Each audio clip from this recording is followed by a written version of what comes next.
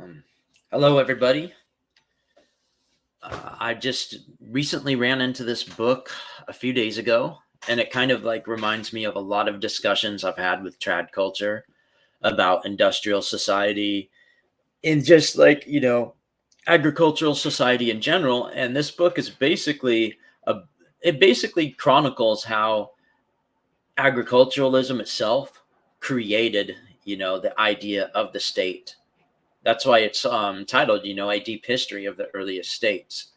Also, like, I'm just skipping the introduction because the introduction is basically about the author talking about how, after researching certain things, they changed their worldview over time and they didn't go believing a lot of the same conclusions that they came to, prior to doing the deep research and onto these topics. And I could paraphrase some of what this book says, but of course, that's a lot of information that I can't just necessarily pack in like right away. So I figure the book itself will just do a better job of explaining this stuff. So I'll just read some of this to all of you and let's see where this goes. So chapter one's actually about the domestication of fire, plants, animals, and us. And it's funny because I've talked to trad culture about this, about how we in these cities are pretty much domestic animals at this point. We don't really have like our natural instincts, our natural worldviews. Everything is just kind of like, bred out of us once we go to these unnatural environments. But, anyways, we're going to talk originally about fire. And no, it's not the Arthur Brown song, in case you wondered.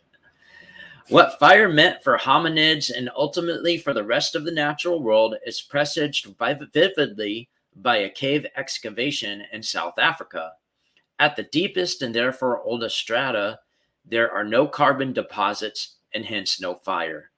Here one finds full skeletal remains of large cats and fragmentary bone shards bearing tooth marks of many fauna, among which is Homo erectus. At a higher later stratum, one finds carbon deposits signifying fire. Here there are full skeletal remains of Homo erectus and fragmentary bone shards of various mammals, reptiles, and birds, among which a few nod bones of large cats.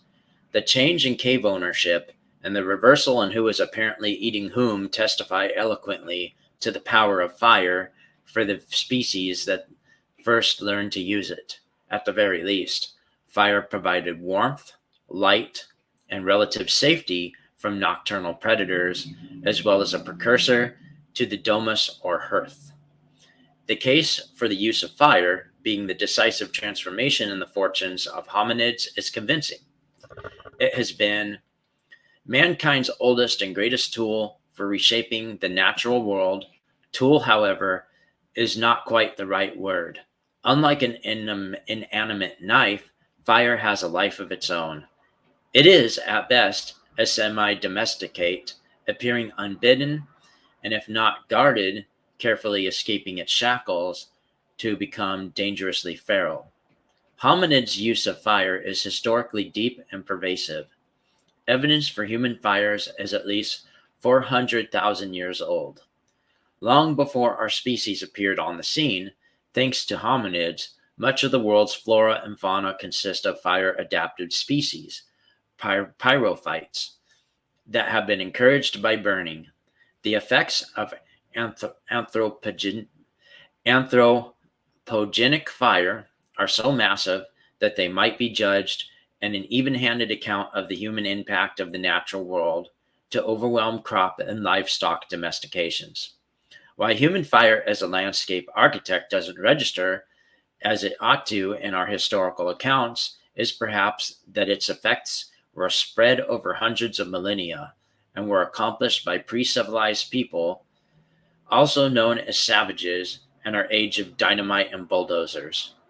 It was a very slow motion sort of environmental landscaping, but its aggregate effects were momentous. Our ancestors could not have failed to notice how natural wildfires transformed the landscape, how they cleared out old vegetation and encouraged a host of quick colonizing grasses and shrubs, many bearing desired seeds, berries, fruits, and nuts. They could also have not have failed to notice that a fire drove fleeing game from its path, exposed hidden burrows and nests of small game, and most important, later stimulated the browse and mushrooms that attracted grazing prey. Native North Americans deployed fire to sculpt landscapes, favored by elk, deer, beaver, hare, porcupine, ruffed grouse, turkey, and quail, all of which they hunted. The game they subsequently bagged represented a kind of harvesting of prey, animals that they deliberately assembled by carefully creating a habitat they would find enticing. Quite apart from being the designers of hunting grounds, veritable game parks, early humans used fire to hunt large game. The evidence suggests that long before the bow and arrow appeared, roughly 20,000 years ago, hominids were using fire to drive herd animals off precipices and to drive elephants into bogs where, immobilized, they could be more easily killed. Fire was the key to humankind's growing sway over the natural world, a species monopoly and trump card worldwide. The Amazonian rainforest bears indelible traces of the use of fire to clear land and open the canopy. Australia's eucalyptus landscape is, to a considerable degree, the effect of human fire.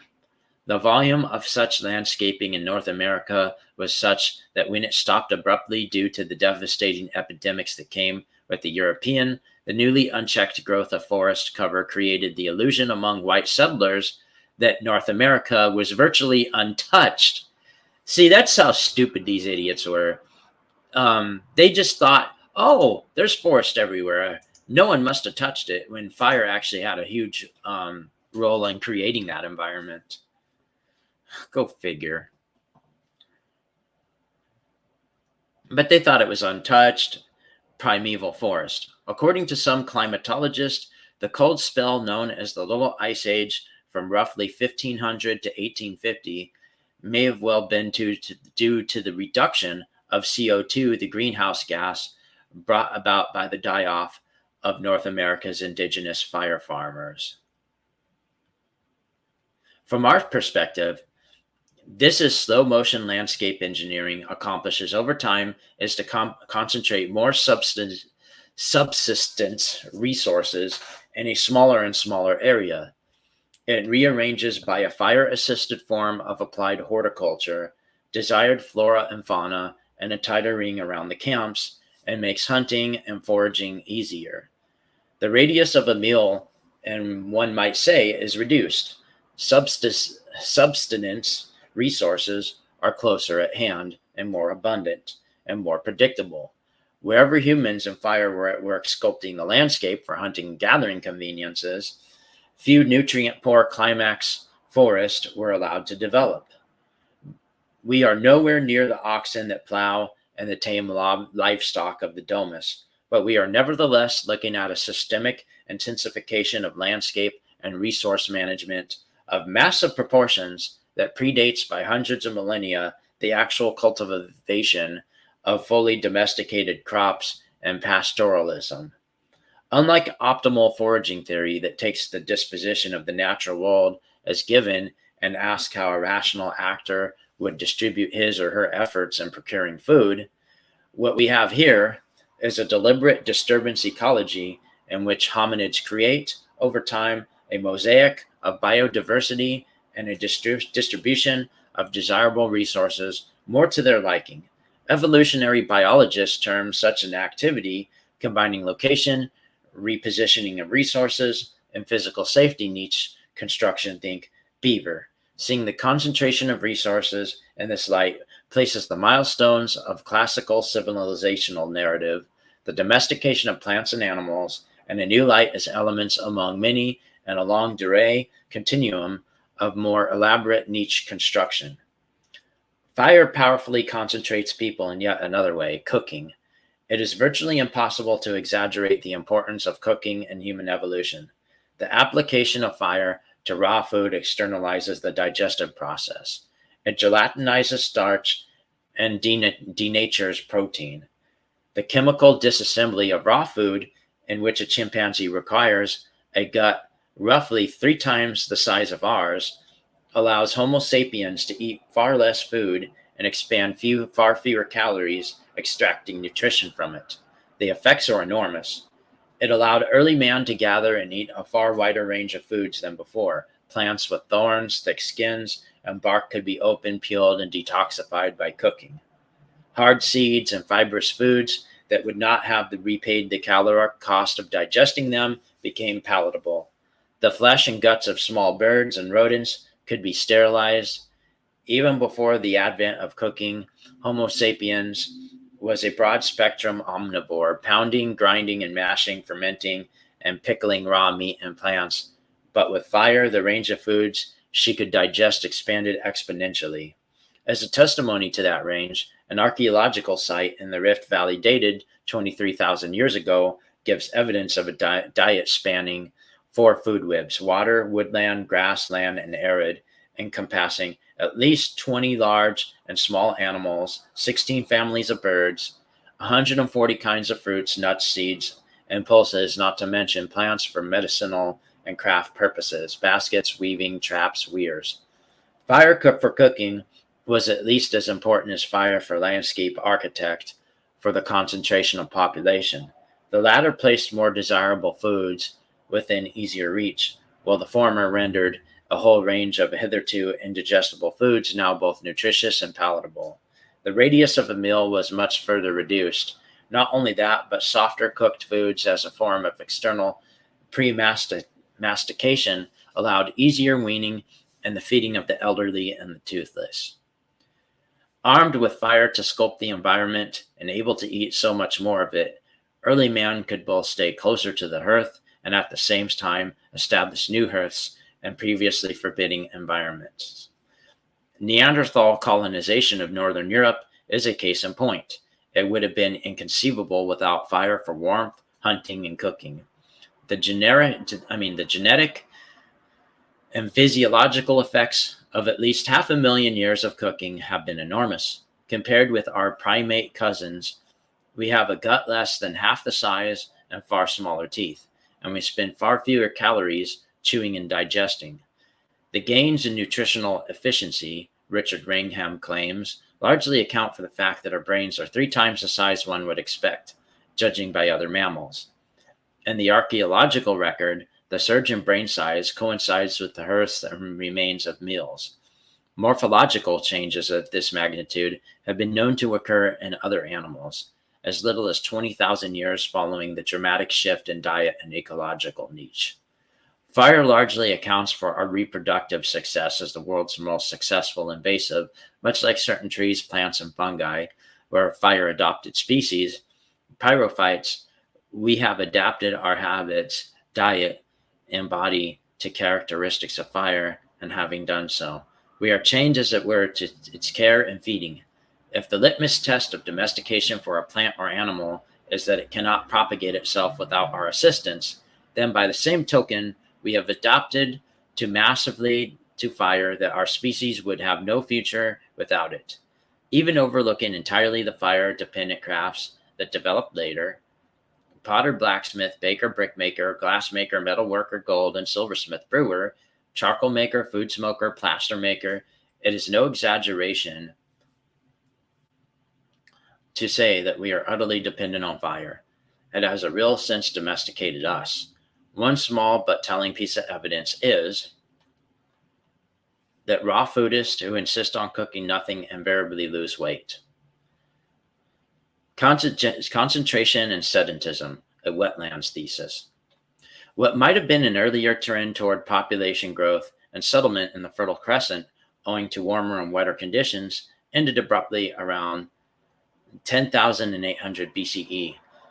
The millennium-long cold snap that followed, it is believed by some to have been caused by a massive pulse of glacial melt from North America, suddenly draining eastward into the Atlantic through what we now call the St. Lawrence River. Population receded. The remainder shrank back from marginal highlands to refugia, where the climate and therefore the flora and fauna were more favorable. Then, around 9,600 BCE, The cold snap broke and it became warmer and wetter again and fast. The average temperature may have increased as much as 7 degrees Celsius within a single decade. The trees, mammals, and birds burst out of the refugia to colonize a suddenly more hospitable landscape. And with them, of course, the companion species Homo sapiens. At about the same time, archaeologists find scattered evidence of a year long occupation of many sites. The Natufian period in the southern Levant and pre pottery stage of Neolithic villages in Syria, central Turkey, and western Iran have generally occurred in water rich areas that subsist largely by hunting and foraging, though there is evidence disputed of cereal horticulture and livestock rearing. Not in dispute, however, is that between 8000 and 6000 BCE, all the so called founder crops, the cereals and legumes, lentils, peas, chickpeas, bitter vetch, and flax for cloth, are being planted, though roughly on a modest scale. Over the same 2 millennia span, the timing vis-a-vis cereals is not clear. Domesticated goats, sheep, pigs, and cattle make their appearance. With this swate of domesticates, the full Neolithic package, seen as the decisive agricultural revolution that marks the beginning of civilization, including the first small urban agglomerations, is in place. Permanent proto-urban settlements emerge in the wetlands of the southern alluvium near the Persian Gulf around 6500 BCE. The southern alluvium is not the earliest site year-round settlements, nor is the site where the first evidence of domesticated cereals appears. In these respects, it is a latecomer. I concentrated in this book on these later sites for two important reasons. First, these urban agglomerations at the mouth of the Euphrates, for example, in Eridu, Umma, and Uruk, go on to become much later the very first statelets in the world. Second, other ancient societies such as Egypt, the Levant, the Indus Valley, the Yellow River Valley, and Maya and the New World have their own variants. The Neolithic Revolution, southern Mesopotamia, not only was the site of the first state system, but it was also directly influenced later state making elsewhere in the Middle East as well as in Egypt and India.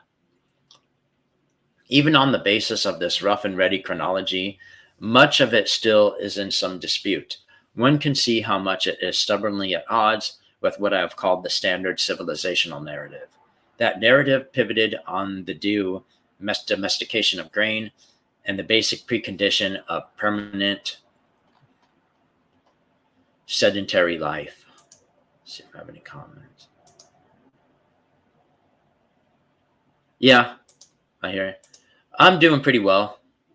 How about yourself? Thus of towns, cities, and civilizations, the presumption still commonly held was that the hunting and foraging required such mobility and dispersal that sedentism was out of the question. Yet sedentism long predates the domestication of grains and livestock, and often persists in settings where there is little or no cereal cultivation.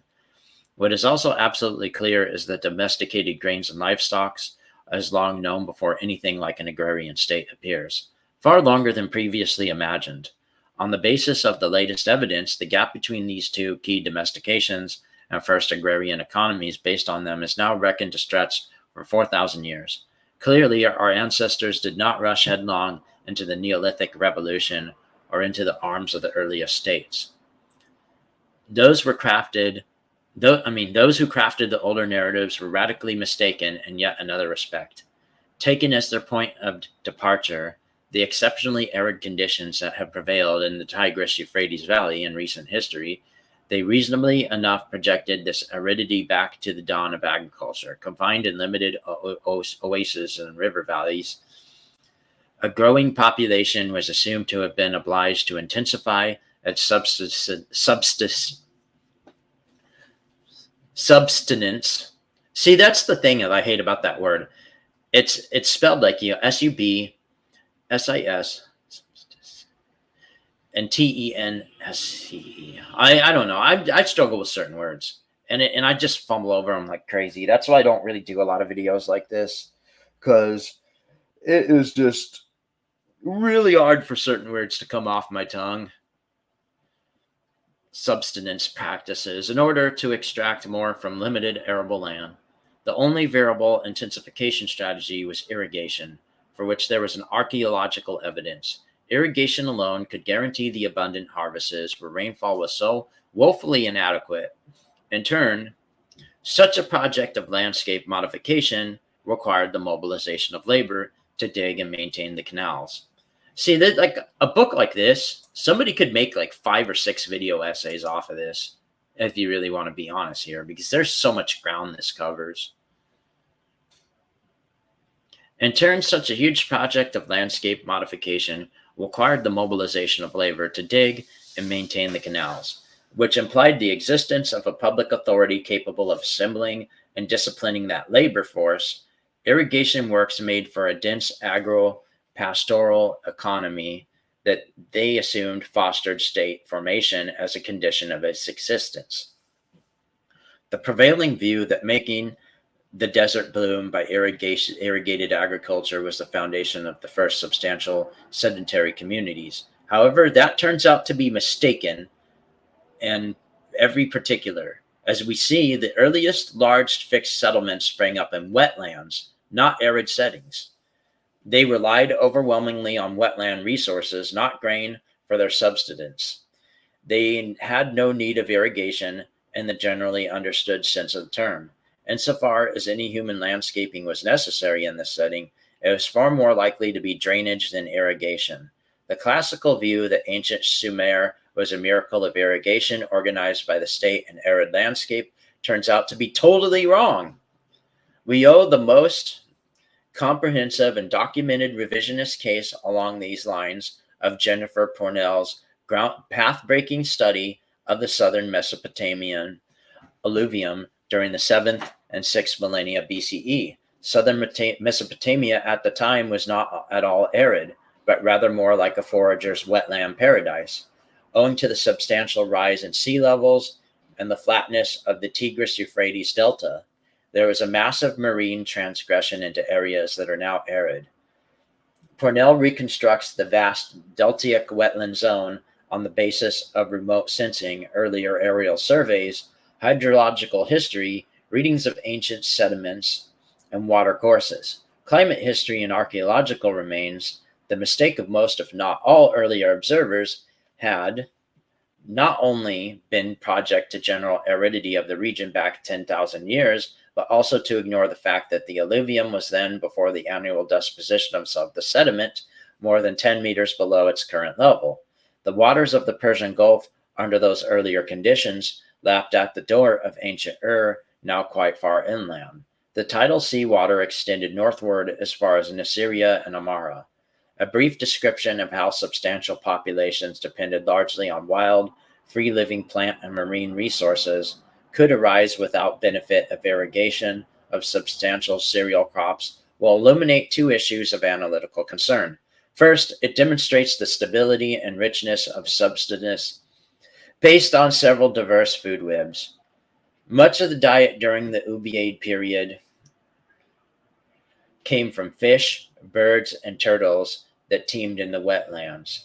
Second, it will later show how the breadth of the subsistence web, hunting, fishing, and foraging and gathering, and a variety of ecological settings poses insurmountable obstacles to the imposition of a single political authority.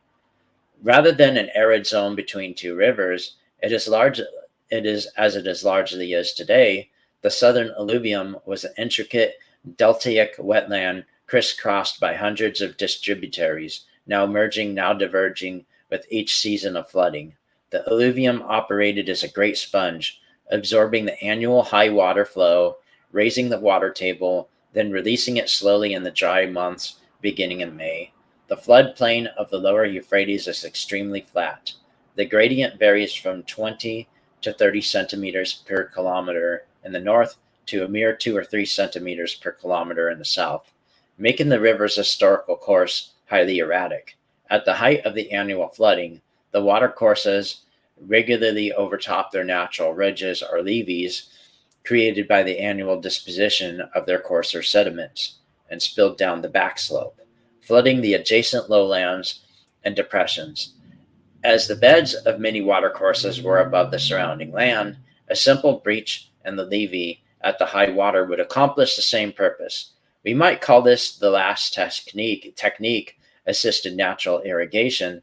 Seed grains can be broadcast on the naturally prepared field. The nutrient rich alluvium, as it slowly dried out, also produced an abundance of fodder for wild herbivores, as well as domesticated goats, sheep, and pigs. The inhabitants of these marshes lived on what are called turtlebacks, small patches of slightly higher ground comparable to cheniers on the Mississippi Delta.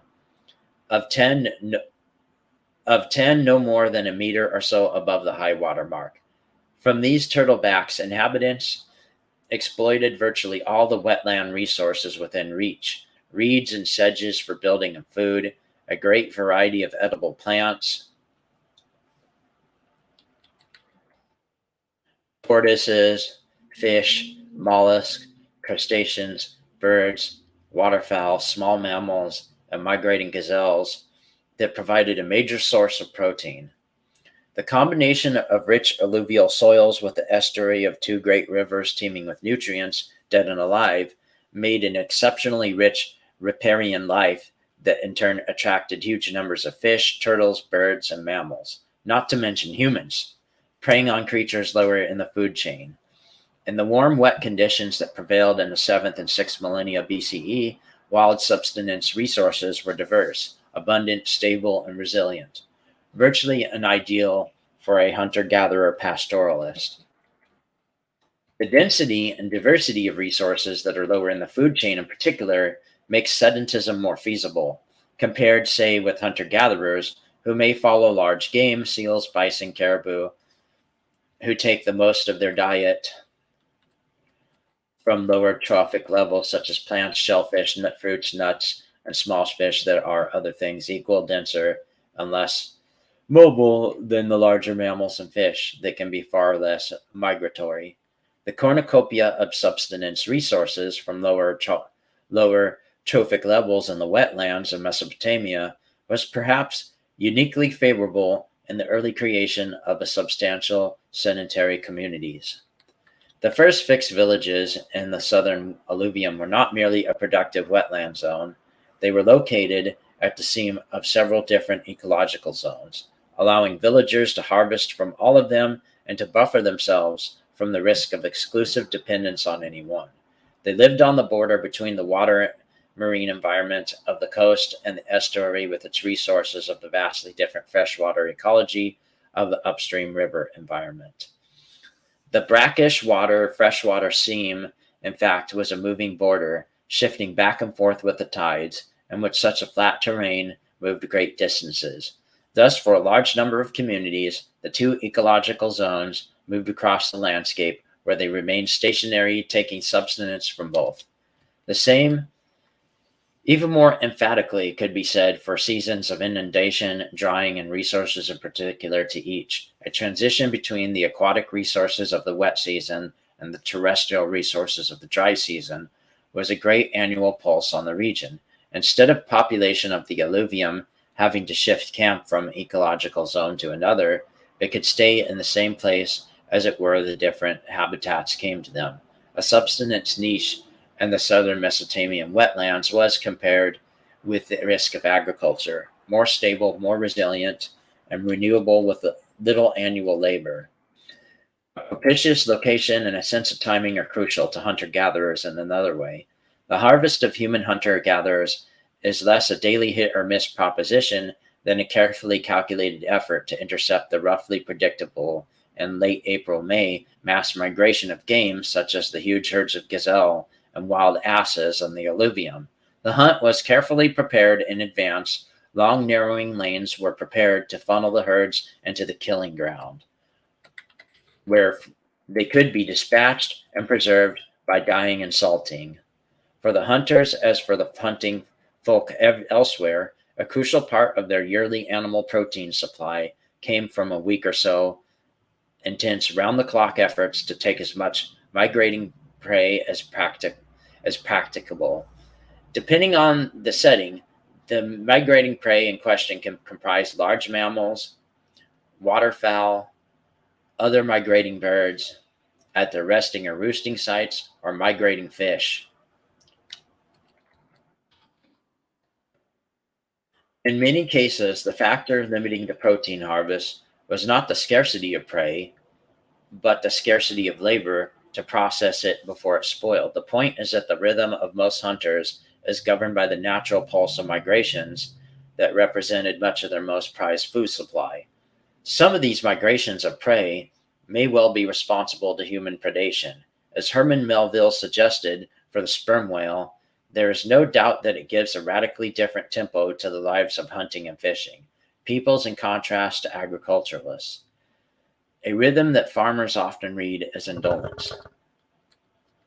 The most common route for a great many of these migrations has been via the wetlands, estuaries, river valleys, and major waterways, owing to the density of nutritional resources they offer. Bird migration routes favor marshes and river valleys, as do more obviously the movement of androgynous salmon and their mirror image. Catchodromous eels, to mention only two of the numerous migrating fish species. Any watercourse is itself nutrient with its own flat plains, back swamps, and alluvial fans. The aquatic life along it depends not on the channel, but on the periodic invasion of its floodplain, the food pulse for spawning and growth, making it in turn attractive for bird migrations, thus a population located in rich wetlands at the edge of several ecotones and a favorable climatic period, and best riding the intersections of game migration routes for favored prey. Its flourishing in the alluvium was perhaps overdetermined. A good many explanations of early sedentism elsewhere have also emphasized the importance of aquatic resources as providing the most favorable conditions for a reliable subsistence. Exclusive emphasis on the superabundance of marshes and riverine settings overlooks a further crucial advantage of coastal and river locations: transportation. Wetlands may have been a necessary condition of early sedentism, but the development of large kingdoms and trading centers depended on an advantageous positioning of waterborne trade. The advantage of waterborne transport compared with overland cart or donkey travel is almost impossible to exaggerate. A Diocletian edict specified that the price of a wagon load of wheat doubled after 50 miles. Because it reduces friction dramatically, movement by water is exponentially more efficient. To take the example of firewood, a variety of sources before railroads and all-weather roads advise that a cartload of firewood cannot be sold profitably at a distance beyond 15 kilometers in rugged terrain, even less. The importance of charcoal, though it is massively wasteful of wood, is exclusively due to its superiority in transportability. Its heat value per unit weight and volume is far superior to raw firewood. In the pre-modern era, no bulk goods, timber, metallic ores, salt, grain, reeds, pottery could be shipped over appreciable distances except by water. Yeah, and see, water was the main way people transported large amounts of goods. Oh, thanks. So that's how people used to transport a lot of stuff. A lot of people like to make the statement, oh, so and so didn't invent the wheel. Well, you don't really need the wheel when you have boats. Just plain and simple as that. The southern alluvium, in this respect, as well, was uniquely favored. For half of the year, it was a watery world where transport by reed boats was easy, and being located downstream from the sources of many of the materials of wetland population required, they could take advantage of the current. One must not imagine that these early sedentary villages as autarkic economies, consuming not only what they produced, even their hunter-gatherer ancestors were not all that isolated. Trading obsidian and prestige goods over substantial distances, the easy availability of waterborne trade, and much of the alluvium amplified these exchanges far more than what should have been possible in a landlocked setting. So, why ignored? Why, one might well ask, were the wetland origins of early sedentary villages and early urbanism overlooked? In part, of course, this is due to the older narrative of civilizations arising from the irrigation of arid lands, a narrative that fit with the contemporary landscape that those formulating the narratives were observing. I believe, however, that the larger context of this historical myopia comes from the nearly indelible association of civilization with major grains: wheat, barley, rice, maize. Think of what the amber waves of grain in America the Beautiful. With this perspective, swamps, marshes, fens, and wetlands generally have become seen as the mirror image of civilization, as a zone of untamed nature, a trackless waste, dangerous to health and safety. The work of civilization when it came to marshes was precisely to drain them and transform them into orderly, productive grain fields and villages. Civilizing arid lands means irrigating them. Civilizing swamps means draining them. The goal of each case is making arable grain lands. H.R. Hall wrote of early Mesopotamia and the state of chaos, half water, half land. Of the alluvial fans of southern Babylonia before civilization began its work of draining and canalizing. The work of civilization, or more precisely the state, as we shall see, consists in the elimination of mud and its replacement by pure constituents, land and water. Whether in ancient China, in the Netherlands, in the fens of England, in the Pontine marshes, finally subdued by Mussolini, or the remaining southern Iraq marshes drained by Saddam Hussein, the state has endeavored to turn ungovernable wetlands into taxable grain fields by re-engineering the landscape. The absolutely central role of the wetland abundance it merits noting in passing, has been ignored not only in the case of Mesopotamia. Early sedentary communities near Jericho, the earliest settlements on the lower Nile, were wetland based, and only marginally, if at all, dependent on planted grains. Much of the same could be said of the Hangzhou Bay, site of the early Neolithic Hamudu culture and the most watery patch of eastern coastal China in the mid-5th millennium BCE. Rich in undocumented rice, an aquatic plant, early Indus River settlements, Harappan and Harapunjaya, fit this description, as do most of the significant Hoabinhian sites in Southeast Asia. Even higher altitude sites in the ancient sedentism, for example, like early I can't pronounce that word, I'm not going to even try. This early Teal culture near Mexico City, or Lake Titicaca in Peru, were set in extensive wetlands that offered abundant harvests of fish, birds, shellfish, and small mammals from the edge environments of several ecologies. The wetland origins of population settlements have remained relatively invisible for other reasons as well. We are, after all, dealing with largely oral cultures that left no written records for us to consult. Their relative obscurity is often magnified by the perishable nature of their building materials. Reeds, sedges, bamboo, wood, rattan, even smaller societies, about which we know from written commentaries by literate neighbors such as Sri-Java and Sumatra, have been almost impossible to pinpoint, as their remains have been reclaimed by water, soil, and time. A last and more speculative reason for the obscurity of wetland societies is that they remained environmentally resistant to centralization and control from above. They were based on what are now called common property resources. Free living plants, animals, and aquatic creatures, as well as the entire community, had access. There was no single dominant resource that could be monopolized or controlled from the center, let alone easily taxed. Subsistence in these zones was so diverse, variable, and dependent on such a multitude of temples as to defy any simple central accounting.